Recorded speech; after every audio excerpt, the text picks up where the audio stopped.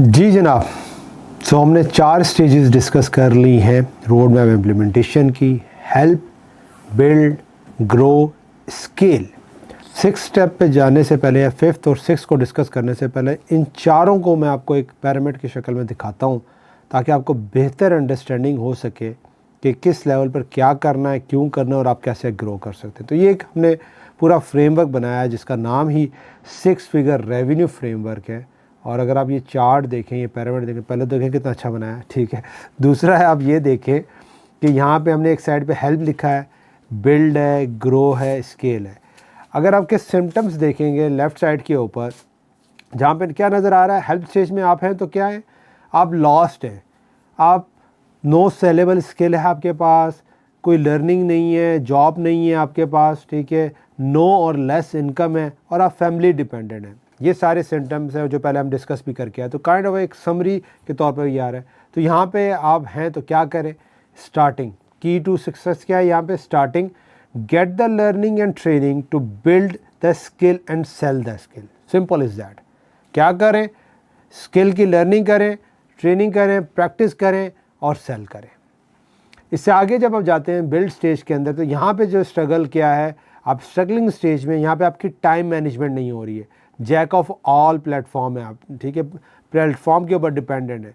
तो यहाँ पे आपको क्या होती है, रियलाइजेशन होती है कि यार मुझे अपने टाइम के ऊपर जो है ना प्रॉपर काम करना चाहिए, टाइम को मैनेज करना चाहिए और फोकस ऑन वन स्किल करना चाहिए। पहले आप शायद 4 5 6 चीज़ों पे काम कर रहे थे, लेकिन अब आपको समझ आ गया यार ये जो फील्ड है ये मेरे लिए और इसमें मैं जाऊँगा तो ग्रोथ हो सकती है। तो आप एक स्किल के ऊपर फोकस करते हैं और टीम बिल्डिंग के ऊपर जाते हैं। आपको समझ आती है यार मैं अकेला कब तक काम करूंगा, मुझे टीम को ऐसा ऐसा बिल्डअप करना है, क्योंकि ये भी एक प्रोसेस है। एक दिन में अच्छे लोग नहीं मिलेंगे, कुछ आएंगे, कुछ डिच करेंगे, कुछ फ्रॉड करेंगे, कुछ अच्छे आपके साथ लॉयल होंगे और ऐसा ऐसा आप टीम बिल्डअप करेंगे। बिल्ड स्टेज पे आप आ जाएंगे, इससे निकलेंगे। सो नेक्स्ट स्टेज पे आप जाते हैं ग्रोथ पे या ग्रो पे। तो यहाँ पे आप क्या हो रहा है, मिस मैनेजमेंट है। किस चीज़ की, नो और लेस एफिशिएंट टीम है या सिस्टम्स हैं और रिकरिंग रेवेन्यू मॉडल नहीं। ये बड़ा इंपॉर्टेंट एलिमेंट है कि आपके पास पहले शायद आपने 100+ क्लाइंट्स को हैंडल किया हो लेकिन रिकरिंग नहीं है। यहाँ पे आप सिस्टमाइजेशन पे करते हैं, क्या काम करते हैं, सिस्टम और प्रोसेस बिल्डिंग पे आप जाते हैं, रिकरिंग रेवेन्यू मॉडल लेके आते हैं कि यार कैसे मैं क्लाइंट्स ऐसे लेके आऊँ जो मुझे मंथली पे करते रहे, क्योंकि अब मुझे नए क्लाइंट्स की जो है ना वो कॉस्ट किया उसके ऊपर एफर्ट कम करनी पड़ेगी कि मेरे रिकरिंग क्लाइंट्स बढ़ते जाएँ। और मोस्ट ऑफ द केसेस के अंदर जब बिज़नेस ग्रो करता है तो वहाँ पे यही देखा जा रहा होता है रिपीटेटिव नेचर ऑफ क्लाइंट्स कितने, रिकरिंग क्लाइंट्स कितने।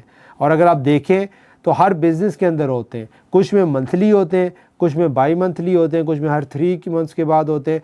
अगर आपको एग्जांपल दे लें, इसकी फूड की एग्जांपल हम देख लें, ठीक है, तो जो भी आप लेट्स फास्ट फूड अगर आप खाते हैं या पिज़्ज़ा वगैरह आप खाते हैं तो आप देखिएगा कि जहाँ से आप पिज़्ज़ा खाते हैं जिसका फ्लेवर आपको अच्छा लगता है तो आप उसके रिकरिंग कस्टमर हैं।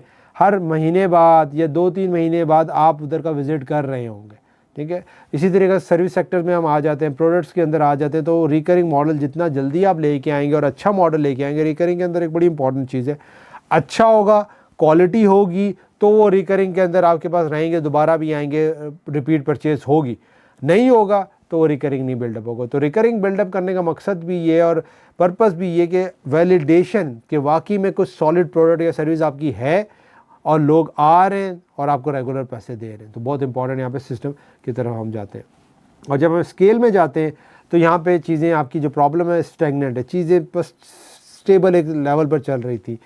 इनएफिशिएंट ऑटोमेशन है कि आपकी ऑटोमेशन प्रॉपर नहीं है, उसमें कुछ मसले मसाइल उसको फिक्स करने की ज़रूरत है।